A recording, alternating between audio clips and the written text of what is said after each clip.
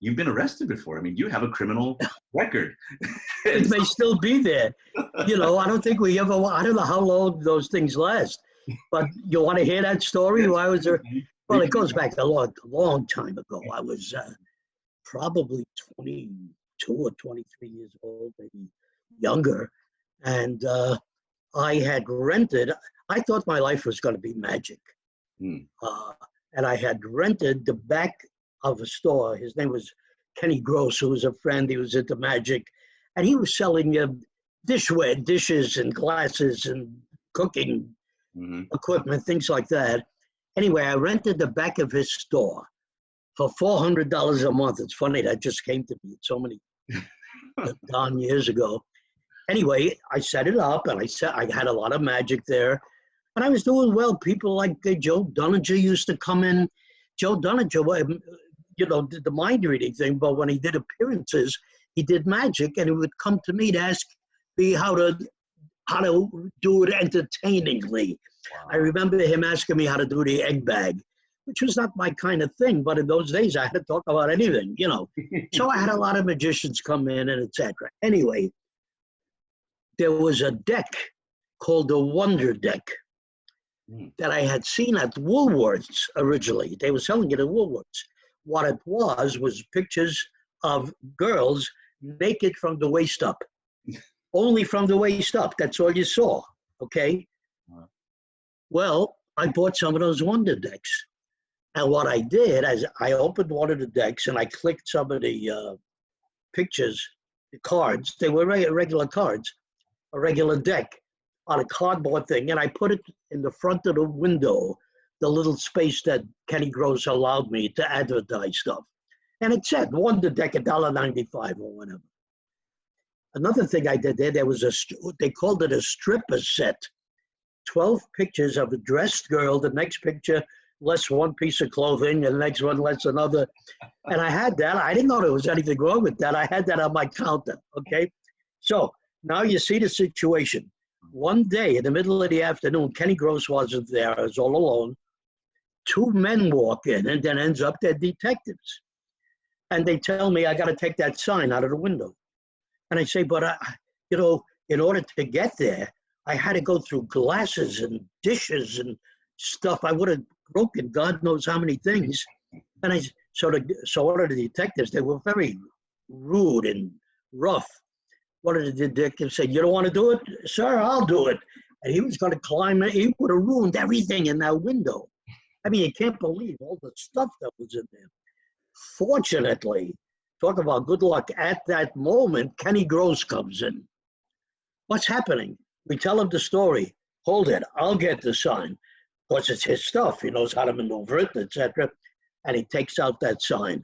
That's it. They put me in handcuffs. Oh, my God. And they put me in a police car, and they take me to the police station. Were you scared? I mean, you've never been out of my mind. I didn't know what to do. It's never happened to me before. I mean, I've done some bad things, but I never got caught out of it. I didn't know what to do. Well, they take me to the police station, and they're talking. They say, go into that room. I walk in, and there's my friend Lenny Greenfader, who was a motorcycle cop, sitting at a desk, and he's filling out, I don't know, tickets, whatever they do back there. And he looks up, and his jaw drops. He sees me in handcuffs. He says, what's happening? Well, long story short, I tell him the story. He says, oh, God. He goes out and he talks to the two guys that arrested me. And they come in, they said, we got to take you to the Tombs. It's called the Tombs, where you go to prison.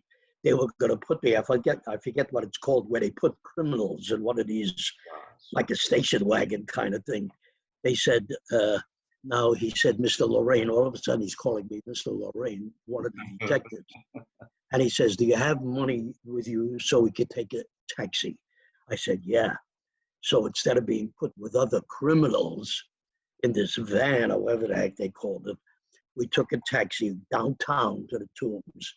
And they said, you have to wait in the cell till we let you take it to the judge. Because at that point, they couldn't do anything else. They had to take me to the judge. they do that. There's one detective standing on each side of me, both of them 6 feet tall. I'm in the middle, a little guy. And they're talking to the judge. The judge, I never forgot this. They telling him the story. The judge looks at that piece of cardboard that I had stapled those Wonder Deck cards on. He looks at it and he goes, like you say, what are you bothering me with this stuff? End the story. They said, you got to come back. I think there are letters called, I can't think of what it's called, where you go, but you come back another day with your lawyer, which I ended up doing. They dismissed the charges, I think, but something about you got to come back to take it off the books. And I never bothered. So I guess it's still on the books. And what did Renee think about your time in jail? Does she know about it? No, when I originally told her, when I called her and told her I was going to jail, she started crying and carry on. What?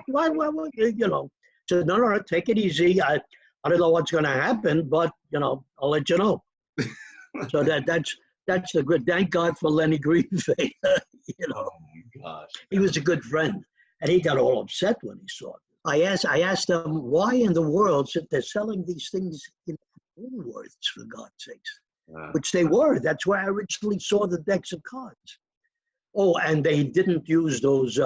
I didn't tell you this, that when they came in, they took those stripper things I told you, 12 pictures of the girl in the package that he was going to use as evidence. He didn't after Lenny told me. I don't know what that would have created. So again, I still kept them, but under the counter. I didn't keep them visible anymore. And that's the story. What they told me afterwards, it seems that an old woman was walking by and saw the pictures of the girls naked from the waist up, and she called the police and complained.